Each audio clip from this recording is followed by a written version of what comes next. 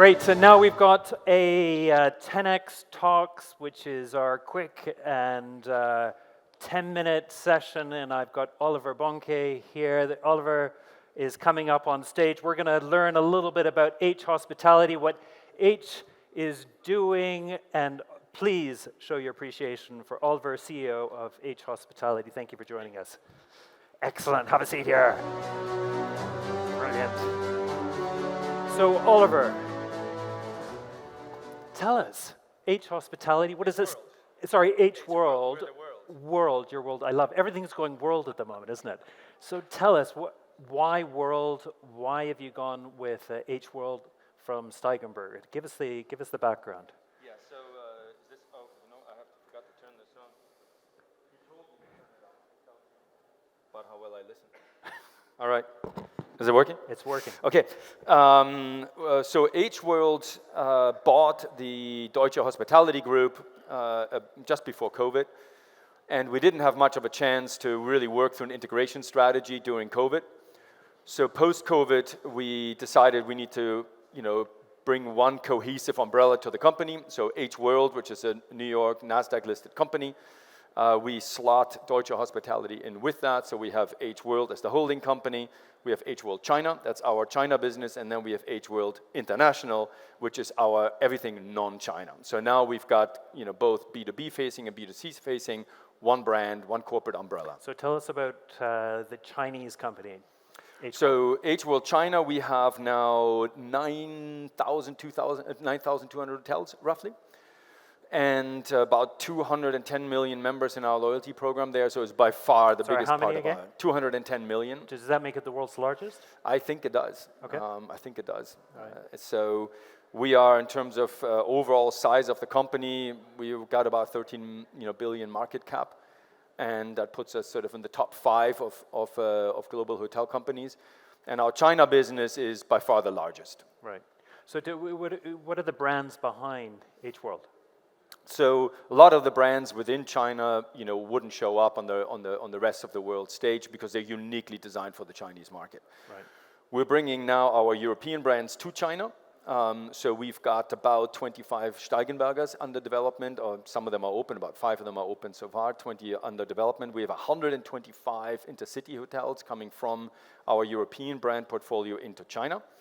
Then we've got the G Hotel, which is quite exciting also for this part of the world because that is something we're focusing on, particularly here with partners in Saudi. That would be the first truly Asian-inspired economy mid-scale brand with the entire design philosophy behind it to also bring to the rest of the world. So G Hotel, first Chinese brand that we're bringing to the rest of the world. This is a particular responsibility of yours as well, to That's take correct. Those brands out of China into the rest of the world. My role is grow the portfolio globally, bring 1 or 2 of our Chinese brands to the rest of the world, and bring our European brands into China. It's quite extraordinary that this hasn't happened before, though. I mean, we've got a lot of US, European brands that have gone global, but there hasn't been a Chinese brand. With all humility possible, if there is going to be one global Asian hotel brand, hotel company, it should be us. Okay. We've got the brands and we've got the breadth. So, but you're right. There's no precedence at the moment that there's a truly globally scaled Asian hotel company. Yeah, and of course the Chinese are going to love being comfortable in a hotel brand that they're familiar with. With 2,000 hotels in China. So tell us about the G brand then. So G brand is a brand that is, first of all, it's positioned sort of on an economy level. We have taken several iterations of design. It is a highly, I would say, reduced Asian design aesthetic. It's quite monochrome. It is very almost Zen-like in its execution. From a design perspective, it takes tea and Chinese tea as a core competence. So in our lobby, we actually have a tea bar next to our normal sort of operation. And from a development perspective, what is unique that the entire business is set on our supply chain providing plug and play modular fit out. What does that mean? We have in each room 4 almost like a Lego system built-in panels. So we have no electricity in the ceiling or plugs in the wall. Everything comes with prefab panels that we slot into the rooms, and with that provide the technology, we provide the electricity, we provide the lighting, we provide the entertainment.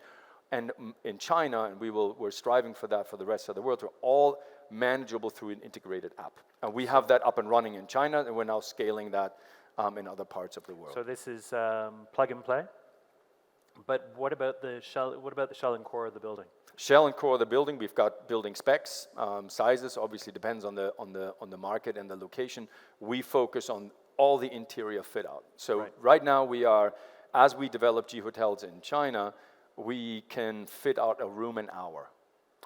Fit out one a room an hour. Okay. So you can do a 100 room hotel in 100 hours in terms of the room fit out. Right. So in Germany, I'm not even done talking to the designers in that same time period. So what are the different components in the room then that you're putting in place? So we have essentially 4 modules. You've got the bathroom module, which is one plug and play.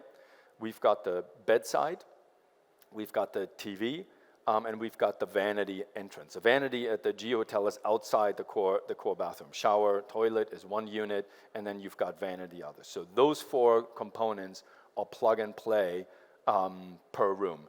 The corridor is the same, so all the lighting and all of the fit out around the doors, where usually you would have the lighting there, is in a plug and play panel. So the door, the framing, the lighting, all of that comes in a prefab panel.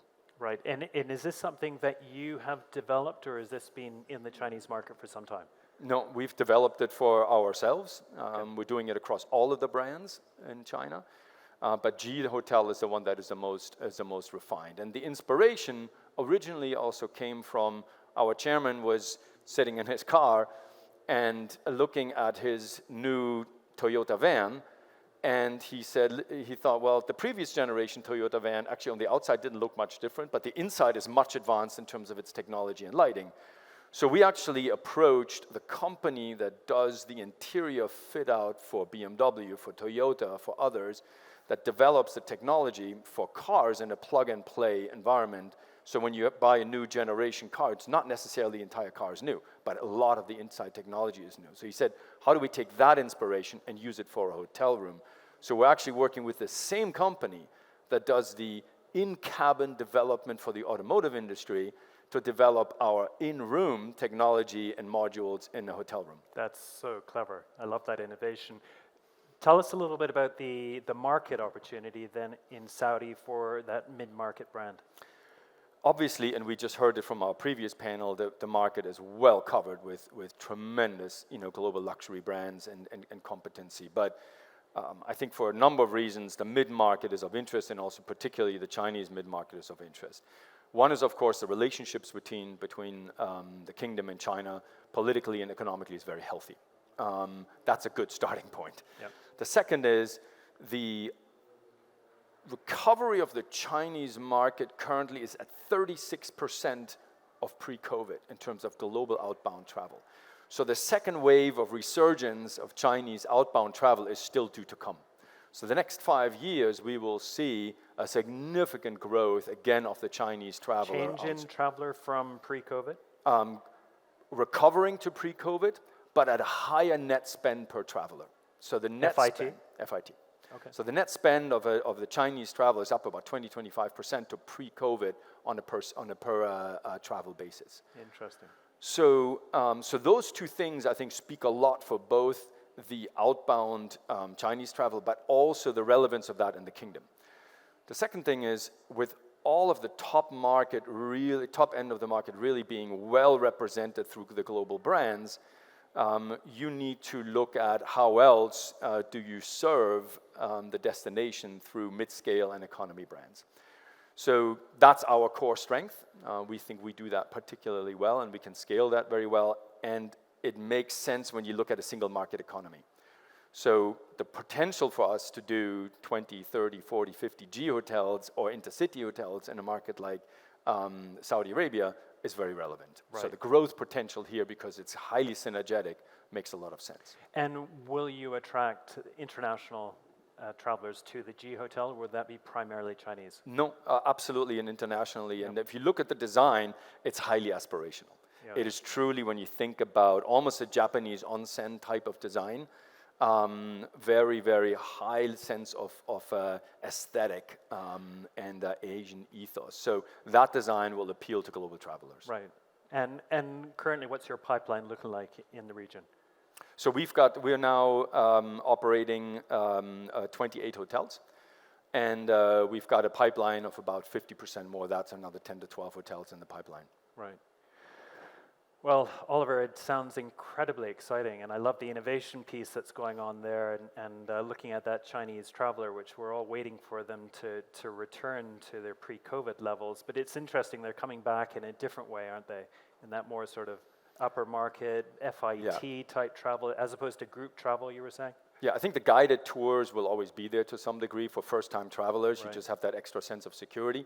But it is very clear that the second, third, trip that Chinese are taking, it's FIT. It is a lot more selective. It's a lot more experiential. It is sort of on their own terms, and I think that the kingdom will benefit from that as well. Also with the e-visa that's been introduced here between China and the kingdom is fantastic. And the corporate market there as well with the Absolutely. Chinese. Yeah.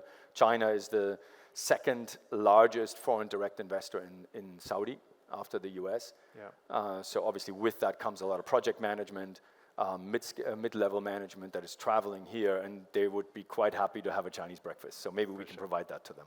For sure. Oliver, thank you so much. Would everybody Good to show see their you as always. Oliver? Thanks very much. Thank you. All right. All right. Best of Okay. success. Thank you. Bye-bye. Thank you.